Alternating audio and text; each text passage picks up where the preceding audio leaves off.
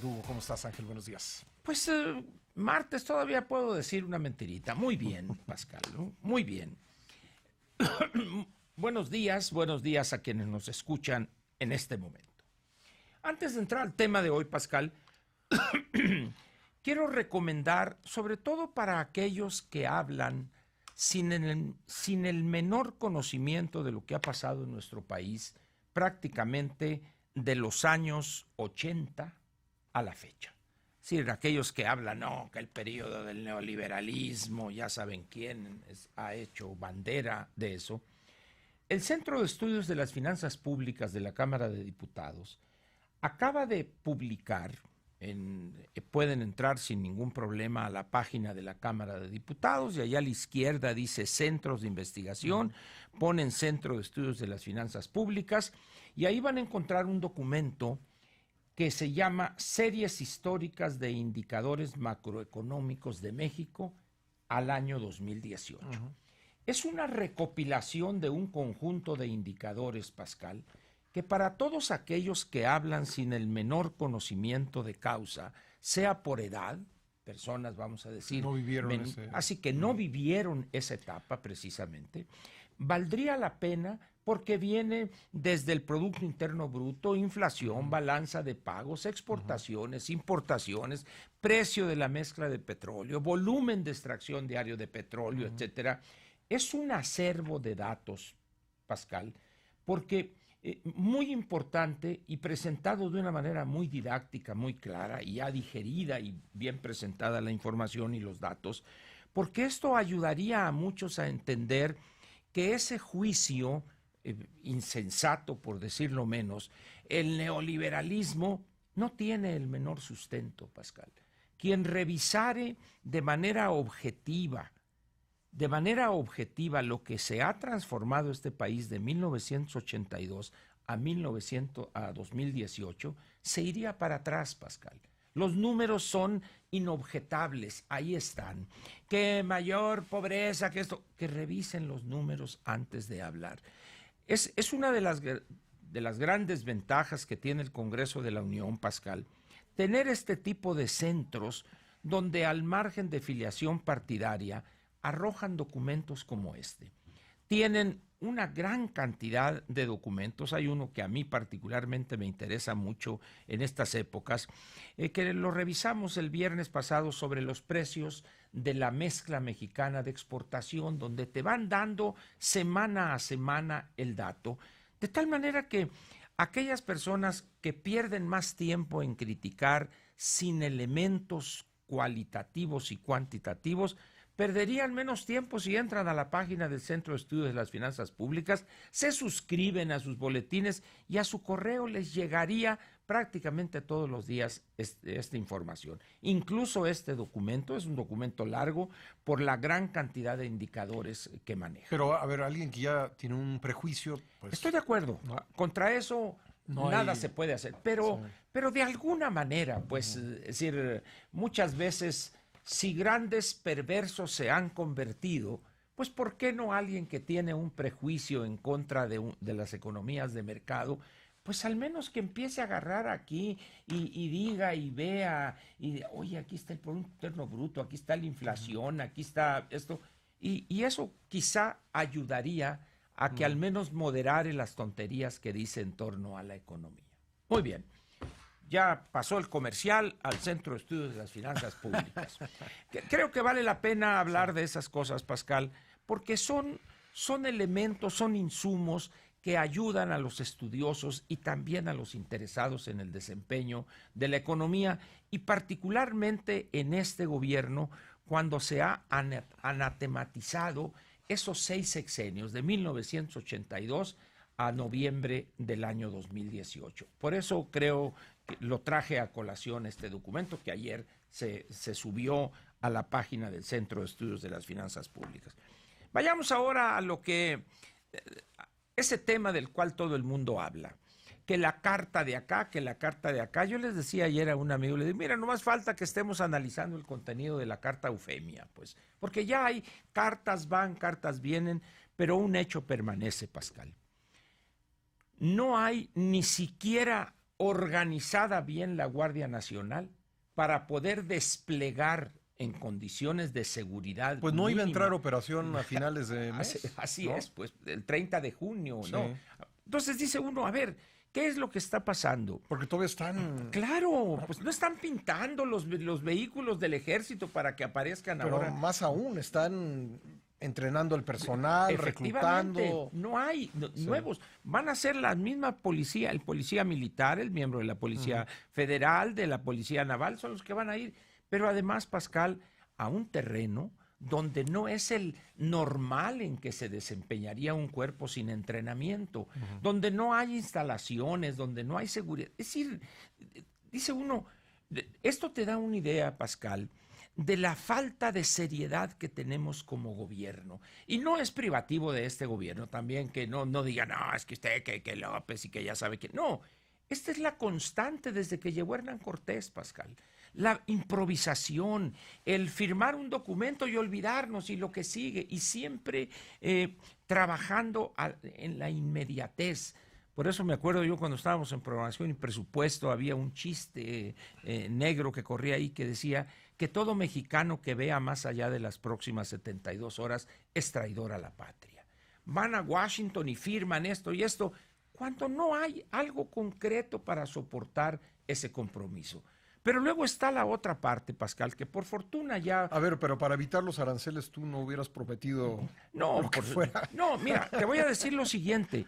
Yo no soy de los que creen que el mundo se iba a acabar con esto del 5%. No, bueno, acabarse no, pero sí vas a tener una Incluso, afectación. vamos, mira, qué bueno que lo tocas. Vamos a hacer una digresión Bueno, digo, estamos... aritmética. No, Sí, no, a ver. vamos a hacer una digresión aritmética muy sencilla. Tú eres un exportador que exportas un solo producto a un precio de $100. $100 libre a bordo frontera. A partir de ahí, en el cruce, ya tiene que ver el comprador de tu producto y él se hará cargo de los costos que impliquen. Muy bien. Entonces dices, me ponen el 5% de arancel y se va a acabar el mundo. Muy bien. Lo que pasa es que entre el anuncio 10 hay una devaluación que ya es mayor a eso. Pero vamos a tomar el peso a 18.50, compra. Entonces tú recibías 1,850 pesos por tu producto. ¿Estamos de acuerdo? $100 a 18.50. 1,850 pesos. Ya lo que suceda de la frontera para allá ya es otro problema. Muy bien. ¿Y los efectos colaterales? Ahorita vamos a ver. Primero vamos a ver porque se habla de los daños al exportador, la producción mexicana, porque al final de cuentas eso es lo que registra el crecimiento del producto. Muy bien. Aumenta el precio del dólar de 18.50, compra, a 19.50. 6% de variación, que no es inusitado. Entonces tú recibirías ya no 1,850 pesos, sino 1,920 pesos o 1,930 pesos por ese incremento en la paridad. Bueno, entonces el importador me va a decir, oye, me estás aumentando, no hay problema, te bajo el 5%. De tal manera que aquel estaría recibiendo el producto prácticamente en las mismas condiciones y yo estaría recibiendo quizá incluso un poquito más porque el monto de la devaluación superaría el 5% del arancel. Opiniones serias de quienes tienen experiencia en esto hablan de que una economía como la nuestra podría aguantar incluso un arancel del 10%. Más allá ya entraría, no una debacle, pero sí dificultades. ¿Por qué, Pascal? Porque tenemos un mecanismo para fijar la paridad flotante, es decir, el mercado es el que determina. Yo te aseguro que en la primera minuto de ayer, 10 de junio, que iba a entrar el 5%, más iba a ser la devaluación. Sí, de acuerdo. En esas condiciones. Por eso hablo de efectos colaterales. Ahora vayamos a los efectos colaterales. El problema de los efectos colaterales en economía es una de las áreas más oscuras y más difíciles de precisar. ¿Qué es un efecto colateral? Muy bien. Tú como exportador, ¿cuál sería el efecto colateral? ¿Que tendrías que pagar por los insumos que utilizas? ¿Ese sería un efecto colateral para ti?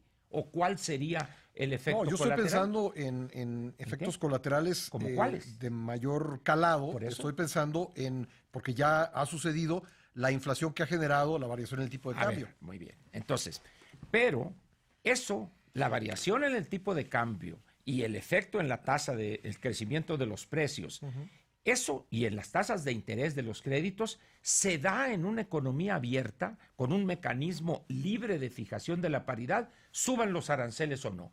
Vámonos a la entrada en vigor del tratado, 1 de enero del 94, no hay aranceles y hemos tenido inflaciones muy altas e inflaciones de acuerdo, muy bajas. Pero en el actual momento creo que sí hubiera generado una variación en el tipo de cambio. Para eso tienes la responsabilidad de Banco de México, que tiene la política monetaria y bueno, ya están bastante altas las tasas. Estoy de acuerdo, ¿no? Pero por eso hay que entender por qué están estas tasas sin aranceles.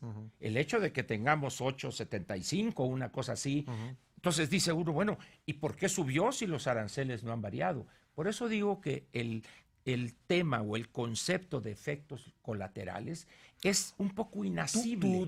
Tu postura es que hubo precipitación. No solo precipitación, sino incapacidad y temor. Entonces, ¿qué debería haber hecho? Perfecto. Mira, ¿por qué está diciendo Trump que va a dispararse el consumo de productos agropecuarios? Ahí te va. Y esto, por desgracia, nadie lo ha mencionado. Cuando nosotros le pusimos a los norteamericanos los aranceles espejo, cuando estaba todavía Guajardo, el acero y efectivamente, pero le pusimos nosotros un aranceles quirúrgicos, soya, maíz, carne de cerdo, ¿y qué hace México? Se va a Brasil, se va a Argentina, se va a Europa a sustituir eso. Si tú platicas con un porcicultor de Iowa, te va a decir, no hay qué hacer con este inventario. ¿Por qué?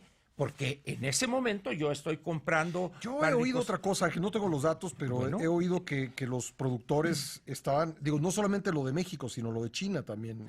Bueno, pero allá por un problema sanitario, el cólera porcino, y eso ha disparado los precios. ¿Y qué dijeron los de hoy? Bueno, pues voy a venderle a esto, pero por la pugna entre Trump y Xi Jinping, pues resulta que prefieren comprarle a otro. Pero volvemos a lo mismo. Hay una serie de elementos que se mezclan que no tienen que ver con lo que estamos comentando. ¿Qué hace entonces México? Compra commodities como es maíz, como es soya, como es pasta de soya, como es carne de cerdo, que son commodities. Es decir, tú ahorita en un teclado puedes comprar las miles de toneladas que quieras. Pero bueno, vuelvo a tu tesis, es que hubo precipitación. Así es, e incapacidad. E incapacidad y también miedo y temor de, ¿qué van a decir? Los aranceles espejo los puso el gobierno anterior, los puso Calderón y los puso Fox, y el país siguió adelante. Es el desconocimiento. Termino diciendo lo siguiente, este muchacho Lord Cacahuates, que nadie se explicaba qué hacía ahí. Ayer dio una entrevista en un programa de otra televisión, en otro grupo, y cuando yo veo a este y digo, este es Lord Cacahuates, y queriéndose hacer el chistoso, pone un platito. Traje aquí los cacahuates para que no digan que yo solo como cacahuates. Dices, a ver, el portavoz de Relaciones Exteriores en una coyuntura como esta, haciendo un chistorete de baja estofa. Dice uno, bueno. Pero luego empieza él a responder casi con monosílabos. Entonces yo lo imaginaba, hice abstracción, le apagué el sonido y yo lo imaginé en una pasarela para millennials. El tipo... Hay que reconocerle elegante, bien puesto, pero para vocero de la Secretaría de Relaciones. Entonces, esos son los problemas que deberíamos señalar y por eso están las cosas como están, Pascal. Tú conoces bien el Servicio Exterior Mexicano. No hay personal en la Secretaría de Relaciones Exteriores con más experiencia, con más prestancia, con una imagen de seriedad y de dominio de las cosas que este jovencito. Evidentemente los hay, Pascal. Esos son los problemas que nadie se atreve a plantear. Y como tú bien sabes también, y mucha gente, los chismes y los rumores insidiosos circulan por cualquier pasillo de la Secretaría de Relaciones Exteriores. Gracias, Ángel. Nos vemos mañana. 9:29, nos vamos a pausa, pero le recuerdo que usted puede mantenerse informado a través de nuestras redes sociales. En Twitter puede seguir la cuenta de Imagen Radio, es @imagen_mx, la del periódico Excelsior, @Excelsior, y la de Imagen Televisión, @Imagen TVMEX.